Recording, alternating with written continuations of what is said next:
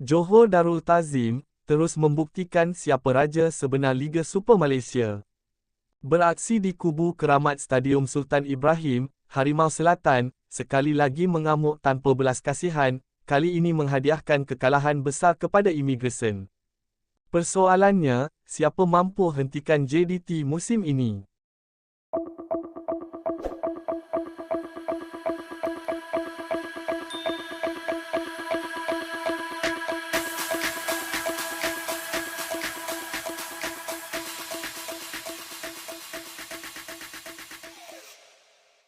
Johor Darul Ta'zim, JDT-FC, mempamerkan aksi penuh dominasi apabila membenam cabaran Immigration dengan keputusan besar 5-0 dalam perlawanan Liga Super 2025-2026 di Stadium Sultan Ibrahim.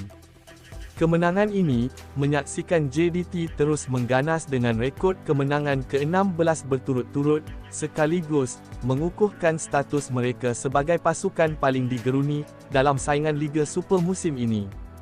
Tumpuan turut terarah kepada kepulangan Joao Figueiredo yang kembali mengetuai jentera serangan JDT selepas 5 bulan digantung. Kehadirannya jelas memberi impak besar kepada corak permainan Harimau Selatan.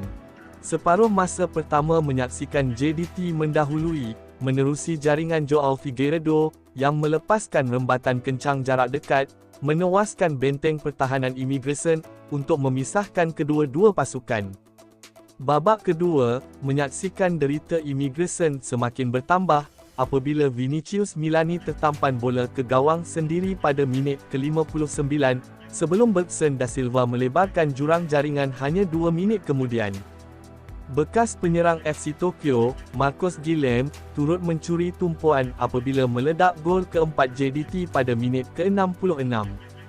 Bergson kemudiannya melengkapkan malam gemilang Harimau Selatan dengan jaringan kelima di hujung perlawanan. Immigration yang diketuai penjaga gol Zarif Irfan, yang turut menggalas lilitan kapten, gagal mengekang asakan bertali arus JDT sepanjang 90 minit permainan. Keputusan 5-0 jelas mencerminkan jurang kualiti antara kedua-dua pasukan pada malam tersebut. Selepas ini, fokus JDT beralih kepada saingan Shopee Cup apabila dijadualkan bertemu Nam Dinh di Vietnam, Khamis ini. Sementara itu, Immigration bakal mengalihkan tumpuan ke MFL Challenge Cup dengan pertembungan menentang Kelantan TRW.